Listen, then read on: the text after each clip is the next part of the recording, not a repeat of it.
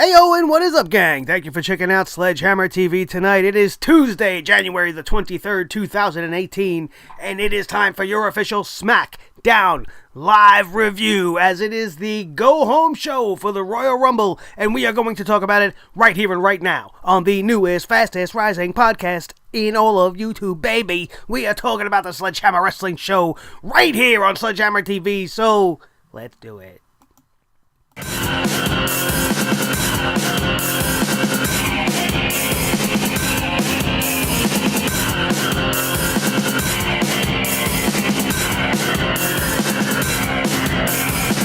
Sledgehammer Wrestling Show.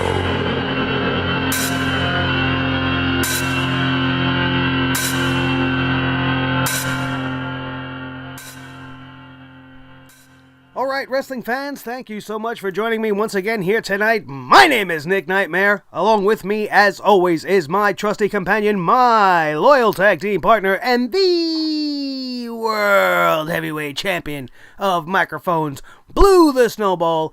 Welcome to your SmackDown Live review for tonight's edition, coming to us from Washington, D.C., and I was not impressed. I don't know if I'm still overly angry about last night and the abundance of missed opportunities that happened last night on the Raw 25th anniversary go-home show for the Royal Rumble.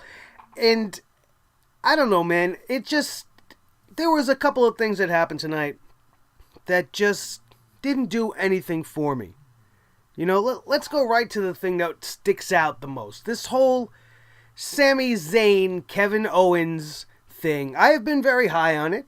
I've said many times on this show that it is the best thing going on SmackDown Live. But it has essentially become the same exact SmackDown over and over again. We're just switching the placement of the interchangeable parts that are the stars involved in this angle. One week after the other, it's either Shane coming out or Daniel Bryan coming out to start talking, or AJ or Sami and Kevin. And they will subsequently be interrupted by one of the other parties, and then one of the general managers or the commissioner will come out and make some sort of a match. This is the trend that has been happening for the last month. AJ Styles has been put in disadvantage after disadvantage, and he keeps coming up on the short end of the stick. And I cannot condone him losing so frequently while he is the World Heavyweight Champion. They are making AJ Styles look like a chump. And I don't like it. I don't care that the odds are against him. I don't care that there's trickery going on. It's too much. It's just week after week after week. And sure, it's leading to the very predictable ending of AJ getting his comeuppance at the Royal Rumble in this handicap match. But there are so many other elements of that last segment that just baffle my mind. Like the fact that you want me to believe that the WWE's medical staff is so fucking inept that they cannot get Kevin Owens on a stretcher for a solid 30 minutes. Are you professional medical technicians? If you couldn't get him up because his leg hurt, you couldn't call some bigger goons from the back to come and lift him up? It's your job to be able to lift people heavier than you when you are in the medical profession. There was a team of 6 to 7 men, and they couldn't get Kevin Owens on a stretcher and get him out away from ringside. The longer this progressed, the longer this went on, the more you knew this was bullshit, and the more you knew that Kevin Owens was going to have a part in the outcome of this match. Now let's move to that. Can you give me one good reason why AJ Styles would turn his attention to a crippled Kevin Owens that can't even get up and stand on his own power? Why would he take his focus away from this match with Sami Zayn to leap from the top rope and take out Kevin Owens after he's already incapacitated? I don't understand it. Leave him hobbling outside, finish your business, and then go take care of the man outside. How does that make sense? How does that make him look good? I don't care that that was your reason for him to be distracted so that Sami Zayn can get the win tonight in this one-on-one match, which was actually a very good match. It was very hard-hitting. They were not seeming to pull punches tonight, AJ and Sami definitely were throwing blows in there. They were hitting each other hard, and it was a very, very good-looking match. But the ending just made me so angry. And the appearance or the lingering Kevin Owens on the outside and using this injury as the loophole around Shane McMahon's caveat that they both cannot be at ringside. It didn't make sense. They were taking the best thing that was going, and they are trying too hard to be creative. And when you try too hard, it comes off like it did tonight on SmackDown Live. This was SmackDown Live trying too hard, because they probably believed that Raw 25 was fantastic.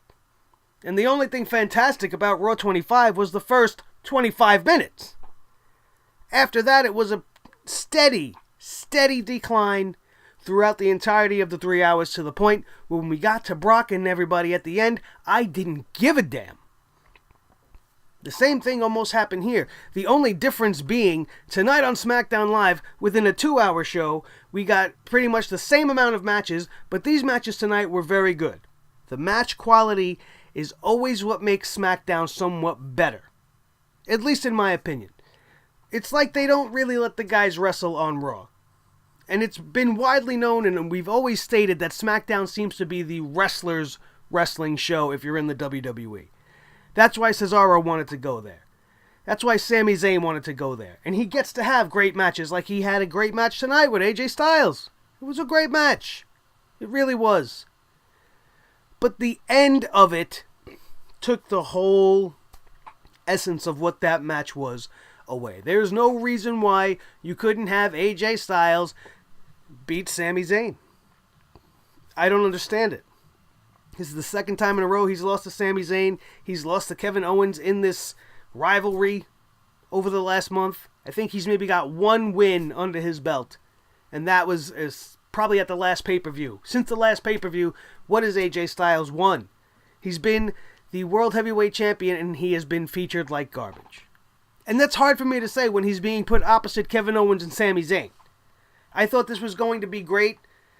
The Shane McMahon, Daniel Bryan thing in the background of this whole storyline, it gets a little annoying because you can't tell where it's going. I was almost under the impression that this was done with, and now obviously they are continuing on. Like, they seem to have squashed their rivalry between each other over the last couple of weeks. They've been getting along, they've been making decisions together. And now you got Shane McMahon coming out and blatantly telling Daniel Bryan he don't trust him. Like, what is going on? Daniel Bryan's still kind of playing this somewhat shady guy, especially when it comes to Owens and Zayn. But what is behind it?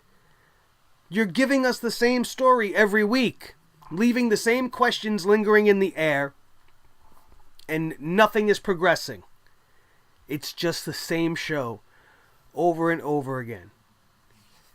Chad Gable and Shelton Benjamin. They have been referred to as the new American Alpha, Alpha 2.0, all these clever little nicknames, right? But that is not the case. The fact of the matter, you guys, is they are the new Shelton Benjamin and Charlie Haas. If you remember back in their heyday, Haas and Benjamin were fantastic heels. They were in a heel faction, they learned their craft, and were working underneath Kurt Angle, and they were an absolutely great heel team. And it is obvious tonight in the performance of Chad Gable, just in his attitude and in his motions and in his mannerisms, that Shelton Benjamin is having a tremendous effect on this young man. He's been nothing but a cookie-cutter, baby-faced, good guy, smiley, happy, kind of guy. Thumbs up, Chad Gable. Let me shake your babies. Or shake your hands and kiss your babies. Don't be shaking babies. I don't care who you are. Don't shake no babies. But this new swagger he's got going on is just fantastic. And it seems to fit him perfectly. And Shelton Benjamin and him actually look like an even better team to me than they were just a few weeks ago, when they were trying to come out and smile and shake hands and not shake babies and do all these baby face things, right? and they were kind of getting stale. You give him a little heel turn and look what happens. Instantly, Chad Gable is more interesting. Why is he so angry? Where is this anger coming from? What has Shelton been saying to him? I love that part of the whole thing. And the match was good. But if you didn't already know that this was going to be Jey Uso's punishment match for getting snagged with a DUI, then you're obviously not paying attention to what's going on behind the scenes.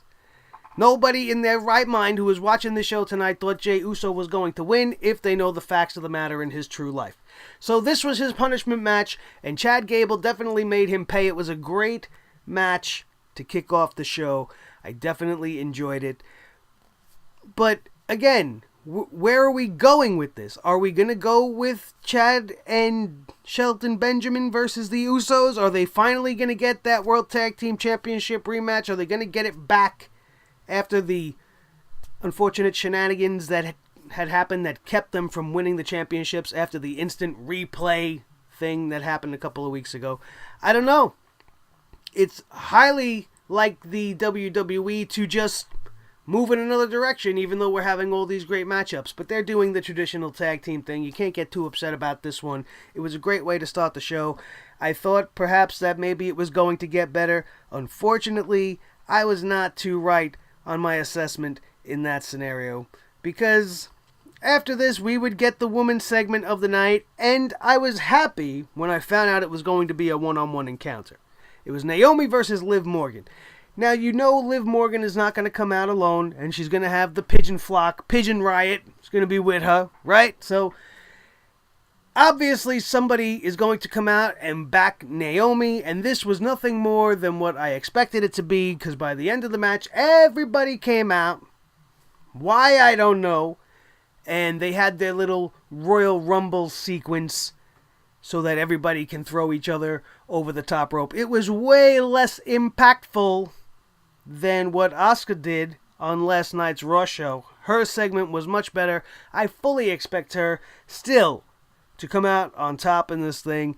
And then we had Charlotte Flair come out and tell everyone that we will be in the Royal Rumble and you will get a chance at my title, and I wish good luck to the winner. Terrible promo by Charlotte. She looked great. She's been great in the ring as of late. But come on, you guys, let's be honest. She does not have her father's gift of gab. She just does not. How she could be on this roster and being featured in the role that she's been in for all this time and has not progressed even a slight bit in her promo ability, it saddens me. Because this girl has got a jetpack to the stars strapped to her back. She is going to be the face of the women's division for a long time. And the voice of the women's division subsequently, and it will not be a pleasant one. And hopefully she gets better and she starts to feel comfortable in her own skin. I really, especially in this case, just wish they would let her say it naturally. Don't give them a script. Tell them what you want to be said, but say it in your own words. Give it to us before you go out there so we can clear it. And then you can go out and just say what you said on your own in your dressing room just 30 minutes ago. Just say it a little louder and with a little more style. You won't have to really rehearse it because it's all in your own mind. You know what you said. You know how you feel. You can go a little improv on the mic. You can go here and there with it. And I think that's where Charlotte would be better. The same thing for Roman and all of these guys that are having promo problems. Baron Corbin tonight. Promo problems. Structured. Clearly just by listening, clearly scripted. You think that's what he would have to say? A man like Baron Corbin should have little to nothing to say. He's the lone wolf. Why is he walking around talking to everybody? There should be no words. He should just be walking around kicking people's ass. Give him a one-line tag phrase, and that's it. That's where you would be effective with Baron Corbin. Forcing him to go outside of his comfort zone and try to pull out something from inside of him that probably isn't really there because he's a reserved, shy kind of guy. But he's got talent and ability in the ring.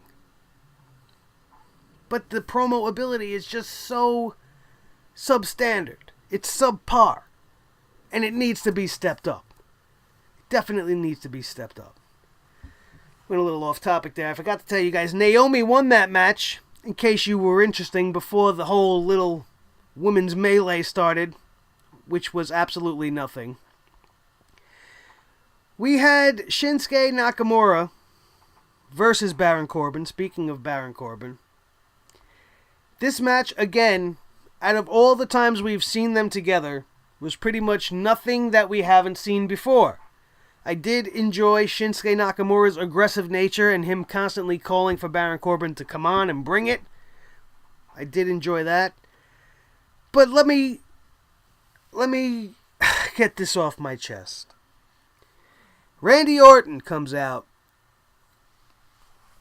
and he hits Shinsuke Nakamura with the RKO out of nowhere, as usual. Everybody expected him automatically to come in and nail Corbin because he's been teaming with Nakamura lately. So the casual fan would expect, oh, Randy's coming out to help Shinsuke Nakamura. First of all, why? Good guys don't do that. Why? Why would he come out to help him? Unnecessary. So obviously there was an ulterior motive in play. And when he hit Shinsuke with the RKO, I immediately was intrigued.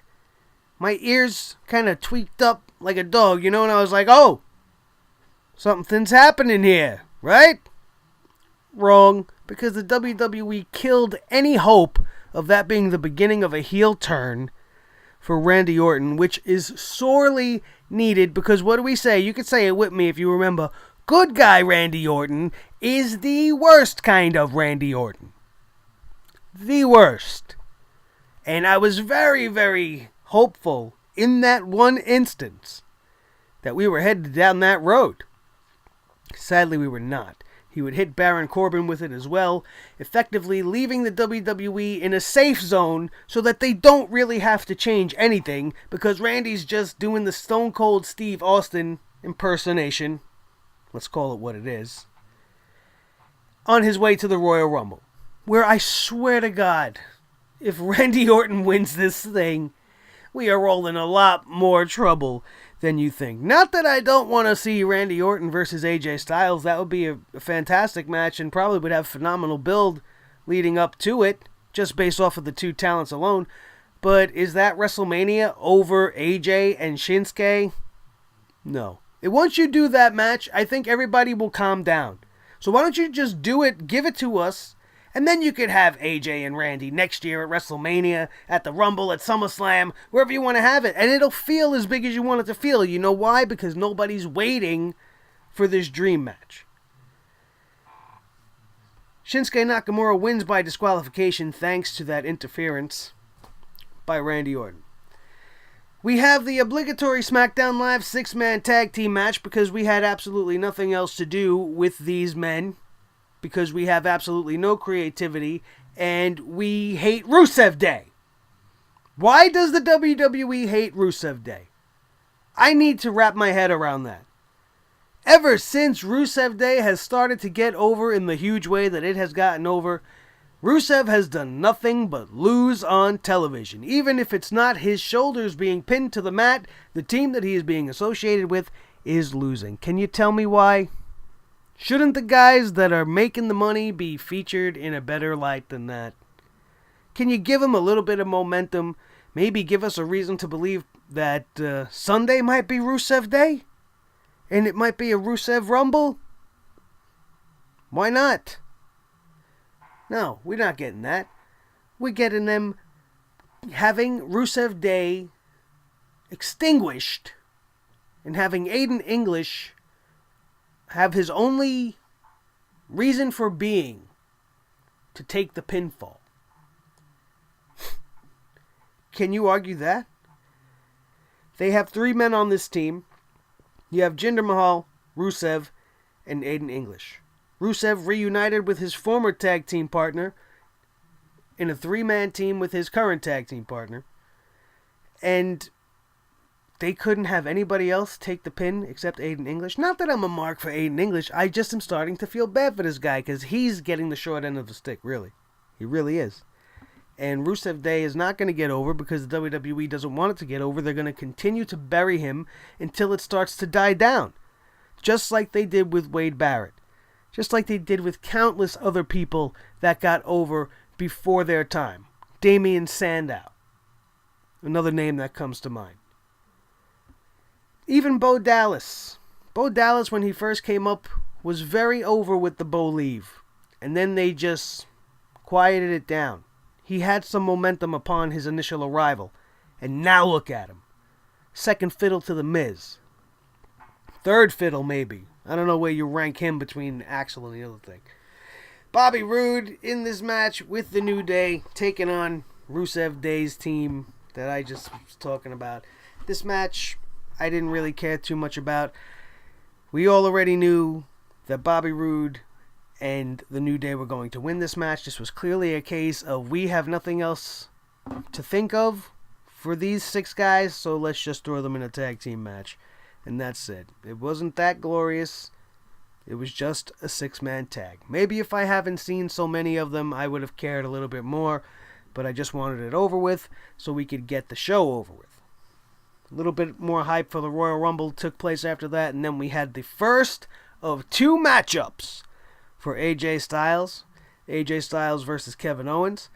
Which is where he very, very quickly captured Kevin Owens in the calf crusher after Kevin Owens seemingly tweaked his leg doing that little flipping bomb thing he does. I forgot what he's called. Jeez, I'm mad at myself because I like that move. The flipping senton into the corner that he does. And he missed that. He tweaked his knee on the second turnbuckle. AJ Styles took advantage, calf crusher. He wouldn't let go of the calf crusher, which is unbecoming of a WWE champion that is particularly being a babyface right now, but with all the turmoil and bullshit that Kevin Owens has been putting him through, I didn't blame him for not breaking that hold. And Kevin Owens was seemingly injured. We all kind of understand where I'm going to go with this now because the Sami Zayn match we already talked about. And having him being Kevin Owens, having Owens laid out outside the ring for the entirety of that match just to be a distraction, a nonsensical distraction, towards the end of the match to get Sami Zayn the win, giving them even more momentum into the Royal Rumble, just didn't make sense to me. Didn't make sense. It made me feel like you think I'm stupid, WWE. And the one thing that I hate the most is when you think that I'm a stupid fan. You think I'm really going to believe that Kevin Owens is injured and that the WWE medical staff can't get him out of the building. We've seen them wheel out guys like The Big Show and Mark Henry. They can't get Kevin Owens out of the ring. One of my biggest pet peeves on the night. And as we got back to the bottom in this main event, that's the one thing that I can't speak enough. How stupid was that for them to do? How stupid do they think we are? And I don't appreciate that. I don't appreciate that kind of storytelling. You just tried a little bit too hard. That's going to do it because there's really not much more to talk about. It was kind of uneventful. You had the tease of Randy Orton's turn. You had a nothing women's match tonight and very little to no build towards the Royal Rumble.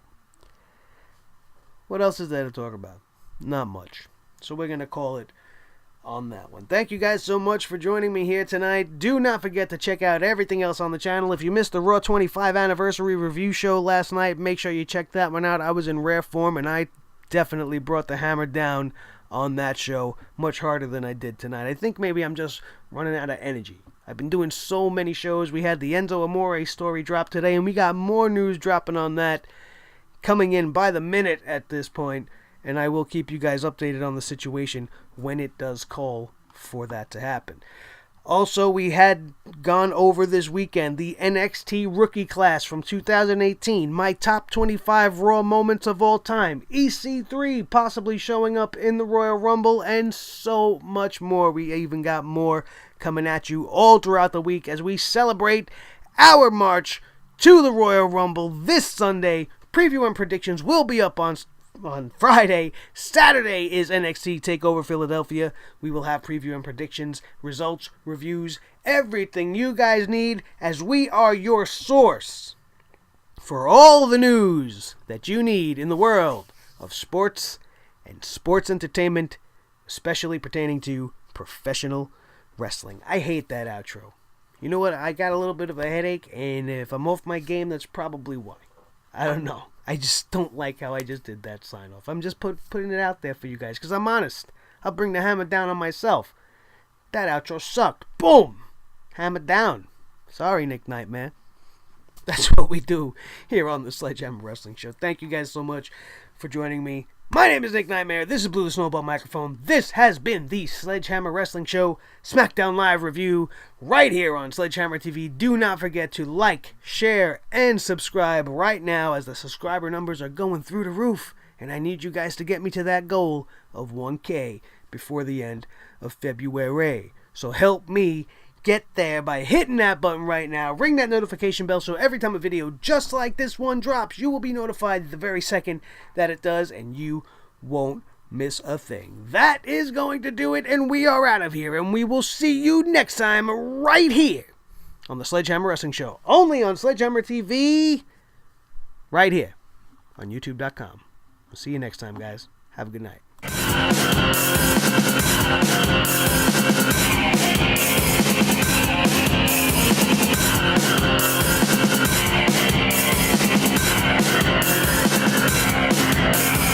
The Sledgehammer Wrestling